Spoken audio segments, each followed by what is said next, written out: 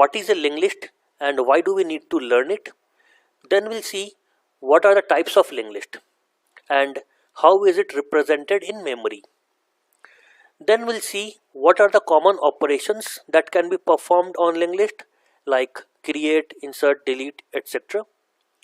And then we'll also see which are the application which uses linked list in real world.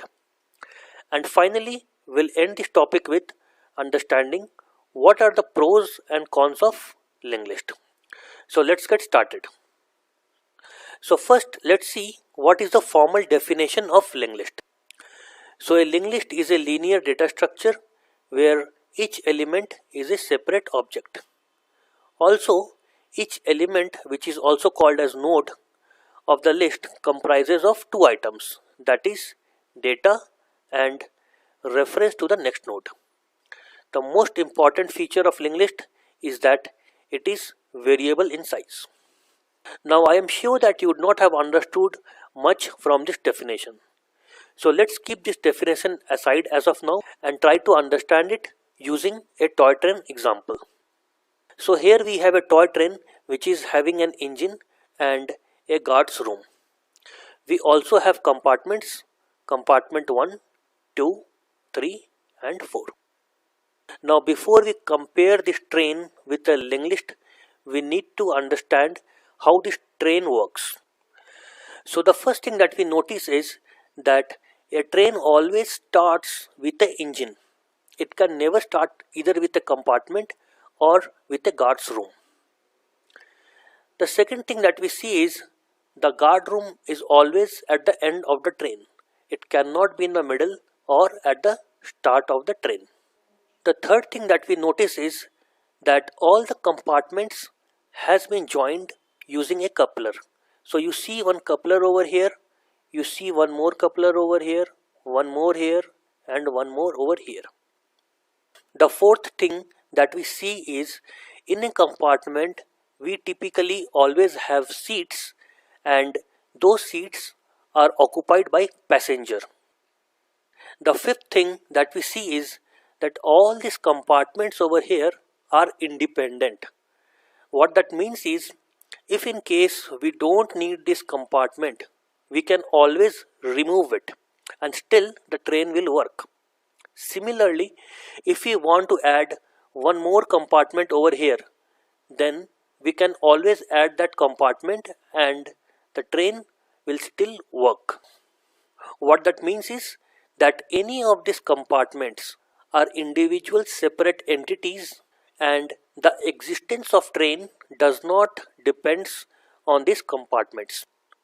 And the sixth and most important thing that we notice about this train is that we can enter any of this compartment in sequential manner. What that means is, if we are sitting in this compartment and if we want to go in this compartment, we cannot directly jump in it. We have to go to compartment 2, from there to compartment 3 and finally to compartment 4.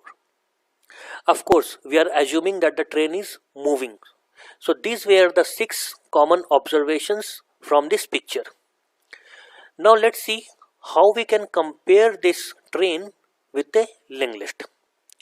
So if we come back to the definition of linked list, it says a linked list is a linear data structures. Now if we recall from the introduction video, we see that the linear data structure, it is characterized by traversing a data elements sequentially. That means only one data element can be directly reached from a given data point. Now in this example of the train, we also see the same thing. That is, from this compartment, the only compartment which is accessible is this compartment. And from this compartment 2, the only compartment accessible is compartment 3 and compartment 1. We cannot go to compartment 4 directly from compartment 1 without visiting compartment 3. So it is a linear data structure. Now the next thing that the definition talks about is each element is a separate object. So we can see in this train that all these compartments over here are separate objects. Their existence does not matter much to the train. So tomorrow if we remove this compartment, the train will still work fine. So this compartment is a separate independent object. Now the next thing the definition talks about is each element comprises of two items, that is data and reference to the next node. So in this train we see that the data is nothing but the passengers sitting in that compartment, and the reference is nothing but these couplers which joins two compartments together. And the last thing which the definition talks about is list is always of variable size. That is, we can always remove some of the compartments or add some more compartments depending on our needs. So now that this train has satisfied all the properties of a linked list, we can say that this train is a linked list. So now that we have understood what exactly is a linked list using a train analogy, let's try to see how does the linked list looks like in computer science world. So in the world of computer science, this is how a linked list looks like. So we have an head and we have multiple nodes over here, which is nothing but the elements of a linked list. And then finally we also have a tail over here, which always points to the last node in the linked list. Now if we compare this list with the train example, there is a striking resemblance between them. So here we had an engine which drives the entire train. Here we have a head which drives the entire linked list. Here we had compartments which had data or passengers and a coupler which was joining two compartments. Similarly, here we have nodes which is having value. In this case we have 10, in this case we have 20, and we also have a coupler which basically joins two nodes together. And finally we had a guard room over here which typically is always at the last of the train.